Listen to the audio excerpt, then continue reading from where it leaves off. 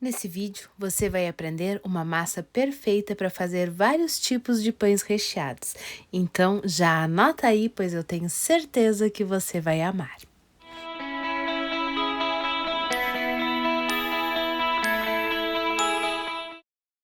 Essa massa é perfeita para pães recheados e salgados assados. Então, se você tem dúvidas e não sabe qual a melhor massa para usar, agora você chegou ao lugar certo. E assiste o vídeo até o final, pois eu vou dar várias dicas e dizer vários motivos porque às vezes as massas dão errado e a pessoa nem imagina. Então, não pula nada do vídeo para não perder nenhuma dica importante. As quantidades dos ingredientes estão aqui embaixo na descrição do vídeo. Basta clicar em mostrar mais que você encontra tudinho.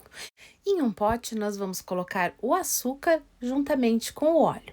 E aí pode ser o óleo de sua preferência, óleo de soja, óleo de milho, o que você quiser. Vou acrescentar a água morninha. Tem que ser aquela água que quando tocamos está agradável ao toque. Muitas pessoas matam o fermento por utilizar uma água muito quente e depois não sabem porque o pão não cresceu. Então a água é morninha. Vamos acrescentar agora o fermento, que é aquele fermento para pão, o nosso fermento biológico. E agora é só misturar com uma espátula ou uma colher, com o que você preferir, para deixar essa mistura mais homogênea. É importante misturar assim para facilitar na hora que acrescentamos a farinha. Não sei se você reparou, mas o sal eu não coloquei aqui. Esse é outro erro que muitas pessoas cometem. Colocam o sal junto com o fermento, e isso às vezes acaba matando o fermento, fazendo com que o pão também não cresça. Então, eu sempre deixo o sal para colocar depois da farinha. Assim, ele não entra em contato direto com o fermento e não atrapalha o crescimento do meu pão. Depois de colocar a farinha, eu misturo assim um pouquinho e em seguida acrescento o sal. Dessa maneira, não tem erro e o meu fermento vai funcionar perfeitamente. E como toda boa massa de pão, vamos colocar a mão na massa rapidinho. Então, essa misturada com a espátula é só para misturar um pouquinho melhor os ingredientes líquidos. Depois, nós vamos colocar a mão na massa. E para isso, eu gosto de utilizar as luvas, pois facilita bastante. A massa gruda menos na luva. Quando estamos com a mão direto no pão, ela costuma grudar um pouco mais. E naquelas receitas que não tem a quantidade certa, como essa que eu estou dizendo aqui para vocês, quando a receita fala vai colocando a farinha até desgrudar da mão, é muito comum as pessoas errarem o ponto e deixar a massa pesada, porque a massa está grudando na mão, aonde na verdade ela já não está mais grudando na mão e já atingiu o seu ponto certo. Porém, por falta de experiência, as pessoas acham que até parar de grudar na mão é quando a massa não gruda nem um pouquinho na mão. E nenhuma massa de pão deve ficar assim tão seca, porque se você fizer com que a massa de pão não grude nem um pouquinho, o seu pão vai ficar pesado e maçudo e não vai ficar saboroso. Ele vai crescer, vai parecer que ficou perfeito, só que na hora que você for comer não vai estar um pão gostoso. Então, cuidado com isso. Faça essa receita nas medidas que eu deixei aqui embaixo e acredite que vai dar certo. Vamos misturando assim até ficar bem homogêneo e depois vamos sovar esse pão por uns 10 minutinhos. Um dos grandes segredos de um bom pão é sovar bem a massa. E não pode ficar com preguiça. É para sovar por uns 10 minutos. Por mais que pareça que a massa já está boa e que não precisa mais sovar, é importante você sovar assim por uns 10 minutos. Observe que ela gruda uns pedacinhos na bancada enquanto eu sovo. Muitas pessoas nesse momento colocariam mais farinha, mas não há necessidade. Vai amassando e sovando a massa que você vai trabalhar o glúten e logo logo a massa não vai mais grudar na sua mão. Quando estamos assim com luva, ela gruda um pouco menos. Se você for amassar diretamente com as mãos, ela vai grudar um pouco mais. Porém, continua sovando e amassando a sua massa, que ela vai rapidinho atingir o ponto certo e parar de grudar. O que você não pode é colocar excesso de farinha para fazer a massa desgrudar completamente.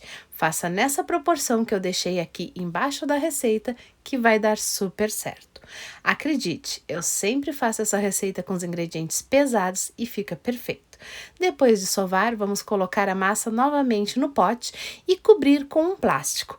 Eu utilizo aqui essas touquinhas de cabelo. Claro que uma novinha que nunca foi utilizada, que está limpinha e esterilizada. Assim, ela vai criar uma estufinha na massa e vai fazer com que ela cresça maravilhosamente bem. Olha que maravilha! Essa massa ficou crescendo uns 40 minutos e está assim, grande e fofinha. Perfeita para continuarmos o trabalho e fazer qualquer pão recheado que você queira. Pode fazer também o pão sem recheio, sem problema nenhum. Só que essa é uma massa um pouco mais elaborada. Para fazer o pãozinho comum, você pode usar outras receitas com até menos ingredientes. Mas fique à vontade de fazer um pão tradicional com essa massa também, porque ela é perfeita para qualquer tipo de pão. O rendimento dessa massa é de aproximadamente 950 gramas. Vou raspar aqui os restinhos que ficaram no pote, pois isso faz toda a diferença na nossa massa. Dá para fazer um pãozinho pequenininho com esse restinho que estava aqui e nós não queremos desperdiçar. Então, o rendimento dessa minha massa é de aproximadamente 950 gramas. E a massa está pronta. Agora você pode fazer com ela o pão no sabor de sua preferência. Eu vou trazer aqui 2 sugestões de pães que eu faço com essa massa, para você escolher o seu preferido ou pode também fazer com o recheio que quiser. Eu costumo dividir a massa assim, em 3 pedaços de 300 e poucas gramas. Como ela dá 950 gramas aproximadamente, eu costumo colocar pedacinhos de 310, 315 gramas de massa. Assim, eu consigo deixar os pães bem parelhinhos e faço 3 pães recheados com essa massa. Ou faço também vários outros pãezinhos menores. Como eu falei, também dá para fazer o pão tradicional sem recheio. Mas para ele eu indico uma outra massa que em breve eu vou ensinar aqui no canal. Vamos usar essa para fazer os pães recheados. E é por isso que eu estou fazendo esse vídeo apenas com a receita da massa, pois em próximas receitas eu vou fazer diretamente com a massa já pronta, para os vídeos não se tornarem cansativos e até porque vão ser receitas de dicas e sugestões de outros recheios. A massa que eu uso para os meus pães é essa, e não tem por que eu ficar inventando uma massa nova a cada pão que eu quiser trazer aqui no canal. Então vai ser sempre a mesma massa, com recheios e formatos diferenciados. Portanto, guarda bem essa receita. É a minha massa especial que eu ensino com tanto carinho para você. Espero que você goste dessa receita.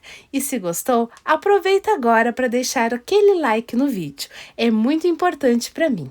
Já compartilha com os amigos nas redes sociais, grupo de WhatsApp, Facebook, onde você puder, para me ajudar a ensinar essa receita para mais pessoas.